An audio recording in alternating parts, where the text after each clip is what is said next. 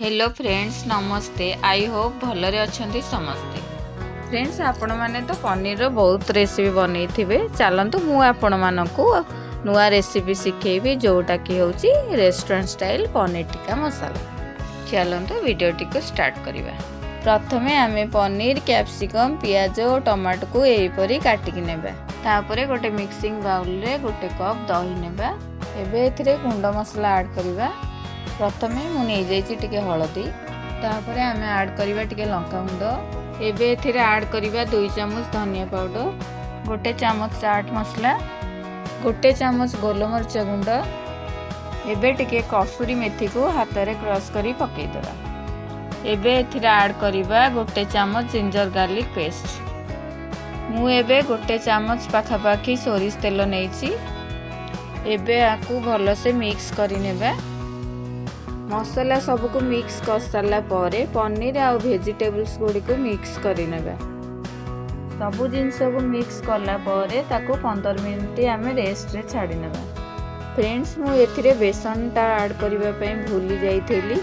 आपण माने जेते बेले मसला मिक्स करिवे सेति बेले बेसन टी को ऐड करके भलो से मिक्स करि नेबे। बेसन को भलो से गोळेई दबा, तापरे 15 मिनिट पई रेस्ट रे छाडी देबा। फ्रेंड्स, 15 मिनिट हो गलानी। बर्तमान आ गोटे कड़ाई रे आमे किछि तेल नेबा। तेलटा गरम हो आसलानी। बर्तमान आमे जो पनीर मिक्स रखिथिले सेटा कड़ाई रे ऐड करिबा। याकू आमे लो मीडियम फ्लेम रे 5 रु 7 मिनिट गोल्डन ब्राउन होबा जाय भाजिबा। देखंतु फ्रेंड्स, सेटा हमर एबे हो गलानी। एकु आमे काढी नै कि गोटे साइड रे रखि देबा। एबे आमे ग्रेवी पई कड़ाई रे टिके तेल नै जिबा। एथिरे टिके जीरा ऐड करिबा। जीरा फुटी गला परे आमे एथिरे चॉप्ड ऑनियंस ऐड कर देबा। याकू गोल्डन ब्राउन होबा जाय भाजिबा। पियाज टी भाजी हो गला परे आमे सेथिरे जिंजर गार्लिक पेस्ट 2 चम्मच ऐड करिबा। याकू भलो से मिक्स करि नेबा। एबे एथिरे आमे ऐड करिबा लूण, हळदी, कश्मीरी लाल मिर्च पाउडर, धनिया पाउडर सबको ऐड करी मिक्स करि नेबा। देखंतु फ्रेंड्स, मसला टी हमर भलो से कसी हो गलानी।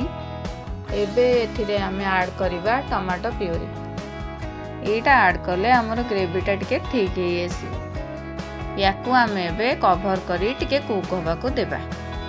एबे एथिरे ऐड करिबा आमे काजू पेस्ट। काजू पेस्टटा देले यार टेस्टटा 10 गुणा बढ़ी जिवो। याकू टिके सम घोड़े की कुक होबा को देबा। ग्रेवीटा हमर कुक हे आसलानी।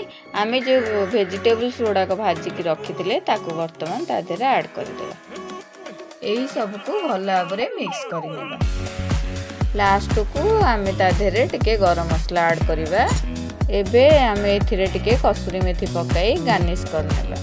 फ्रेंड्स, एबे हमर पनीर टिक्का मसाला रेडी। चलंतु सर्व करिबा। फ्रेंड्स, आकु आपण माने परोठा किंबा नान सहित एंजॉय करि परिबे। मो वीडियो टी जदि आपण मानको भलो लागिछि ताहाले आकु लाइक, शेयर, कमेंट निश्चय करिवे। आ मो चैनल को सब्सक्राइब करिया को जमा भी भूलिबेनी। रहूची, देखा भी नेक्स्ट वीडियो रे। बाय।